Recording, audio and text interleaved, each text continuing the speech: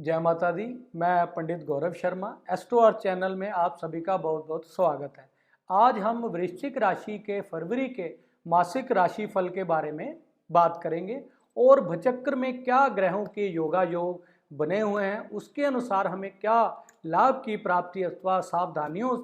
से हमें क्या करना चाहिए, इसके बारे में ज्ञात करते हैं। और वृश्चिक राशि के बारे में, जैसे कि हमारी जोडियक की 8वें नंबर की राशि जो कि मंगल की दूसरी राशि है, और वृश्चिक राशि वाले बहुत ही ज्ञानवान और हर प्रकार से कार्य में रहस्यात्मक प्रवृत्ति के और ज्ञान प्राप्त करने की अद्भुत क्षमता वाले वृश्चिक राशि वाले लोग देखे गए हैं। और भचक्कर में क्या स्थिति योगा योग बने हुए हैं जिससे कि हमें फरवरी में अच्छे फलों की प्राप्ति हो, उसके लिए हम देखते हैं कि लग्नेश, सर्वप्रथम लग्नेश की क्या स्थिति बनी हुई है। और उसके लिए हम देखते हैं कि मंगल देव जो कि हमारे लग्नेश बनते हैं, उसके लिए दूसरे भाव में मंगल का संचरण प्रथम मास में ही हो रहा है और 6 फरवरी को लग्नेश जो कि उच्च राशि में हमारी मकर राशि में आ जाएंगे, हमें निश्चित ही सफलता की प्राप्ति होगी। और अगर हम देखें धनेश जो कि बृहस्पति बनते हैं, वह छठे भाव से गोचर कर रहे हैं और तीसरे भाव में सूर्य बुध का गोचर हमारे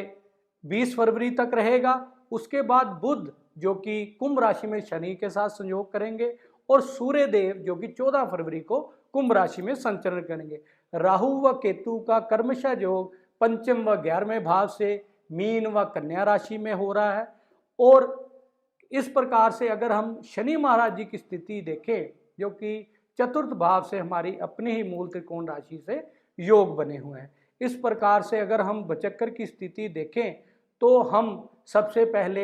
हम इस मास में हमारी स्वास्थ्य की क्या स्थिति रहेगी, हमारी हेल्थ की क्या स्थिति रहेगी, हमारी धन की क्या स्थिति रहेगी और हमारे ज्ञान की, हमारे लव रिलेशनशिप की, स्टूडेंट्स के लिए किस प्रकार इस मास में रहेंगे और हमारी जॉब के प्रोफेशन के लिए हमने देखना हो। और हमारा विवाह से संबंधित या सप्तम भाव से हम देखते हैं विवाह का ना होना या रिश्ते में देरी होना या विवाह से संबंध देखना, यह हम देखेंगे। और उसके साथ बिजनेस पार्टनरशिप के लिए भी हमने सप्तम भाव का विवेचन करना चाहिए। और सबसे महत्वपूर्ण भाव जो कि हर लगन के लिए हम देखते हैं कि हमारे भाग्य भाव का सहयोग हमें इस मास में किस प्रकार की प्राप्ति होगी, यह हम अवश्य ही ज्ञात करने का प्रयास करेंगे। और हमारे कर्म क्षेत्र की क्या स्थिति रहेगी, यह सब हम ज्ञात करने का प्रयास करते हैं। और वृश्चिक राशि के लिए जैसे मैंने आपको बताया कि ग्रह गोचर की क्या अवस्था के अनुसार सर्वप्रथम हम हेल्थ के पर्सपेक्टिव से बात करें तो जो कि हम लग्नेश की स्थिति का आकलन करते हैं, लग्नेश जो कि फरवरी मास में द्वितीय भाव में शुक्र के साथ बहुत सुंदर स्थिति बनी हुई है, इसलिए इस मास में हमें निश्चित ही अच्छी हेल्थ की प्राप्ति होगी। लेकिन मंगल जो कि काफ़ी फायरी प्लैनेट भी हम देखते हैं, उसका धन भाव में संचरण होना निश्चित ही हमें अपनी वाणी पर अवश्य ही संयम रखना चाहिए। और उसके बाद अगर हम देखें धन की स्थिति के लिए लग्नेश का ही मंगल का द्वितीय भाव में अपने आप में होना, यह बहुत सुंदर धन की प्राप्ति के योग हमें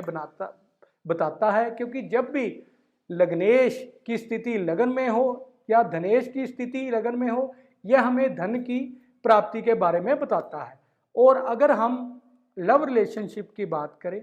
और स्टूडेंट्स के लिए ये कैसा रहेगा, उसमें राहु का संचरण होने से लव रिलेशनशिप में कहीं ना कहीं कन्फ्यूज़न या डबल माइंडेड या हमें विद्या अध्ययन में कहीं ना कहीं प्रॉब्लम के योग बनते हैं। क्योंकि राहु का संचरण, राहु हमारे नवग्रहों में भ्रमित करने का एकमात्र ग्रह जो इंट्यूशन का या भ्रम का या एकदम से किसी भी कार्य को करने में सक्षम राहु देव को देखा जाता है। इसलिए आगे हम लास्ट में अवश्य ही उपाय के बारे में बताएंगे। और अगर अब हम मैरिज के पर्सपेक्टिव से बात करें तो मैरिज भाव के स्वामी शुक्र देव बनते हैं वृश्चिक लगन के लिए या राशि के लिए। उनका संचरण दूसरे भाव में जो कि हमारा कुटुंब स्थान भी है, उसमें बहुत सुंदर लग्नेश के साथ स्थिति होने से अवश्य ही हमें अच्छी पार्टनरशिप लव मैरिज में कहीं ना कहीं जो भी प्रॉब्लम आ रही हो वो इस मास में अवश्य ही अच्छे फलों की प्राप्ति होगी। और उसके साथ साथ अब अगर हम, जो कि हमारी कुंडली का बहुत ही महत्वपूर्ण भाव, हर तरह से भाग्य की क्या स्थिति इस मास में रहेगी, योगा योग के अनुसार जो कि चंद्रदेव इस वृश्चिक राशि के नवेश भी बनते हैं और चंद्रमा एकमात्र ग्रह जो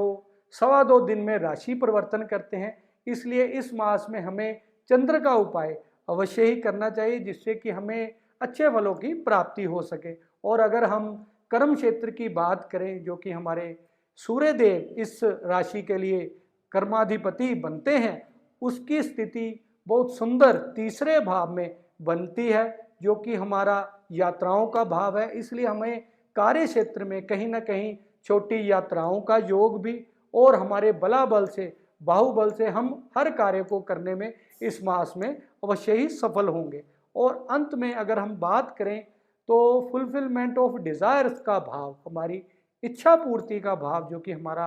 11वां भाव बनता है, उसके स्वामी बुध बनते हैं जो कि तीसरे भाव में बुध के साथ स्थित हैं और 20 फरवरी को वो शनि के साथ में चौथे भाव से संचरण करेंगे, जो कि बहुत सुंदर स्थिति के बारे में हमें अवगत कराता है, जिससे कि हमें कार्य क्षेत्र में जो भी रुकावट आ रही थी वह अवश्य ही दूर हो सकेगी। उसके लिए जैसे अब हम उपायों के बारे में, इसका वृश्चिक राशि के बारे में जो सबसे महत्वपूर्ण उपाय हैं इस मास में जो हमें अवश्य ही करने चाहिए जिससे कि हमें हर कार्य में सफलता की प्राप्ति हो। उसके लिए जैसे हम राहु का संचरण पंचम में, केतु का 11वें भाव में, इसलिए जैसे मैंने आपको बताया कि राहु का संचरण जब भी पंचम में हो तो हमारा पंचम भाव हमारी बुद्धि विवेक का भाव है, उसमें राहु का आना कहीं ना कहीं हमारे कार्य क्षेत्र में अक्सर तब्दीली का, हमारी बुद्धि भ्रमित का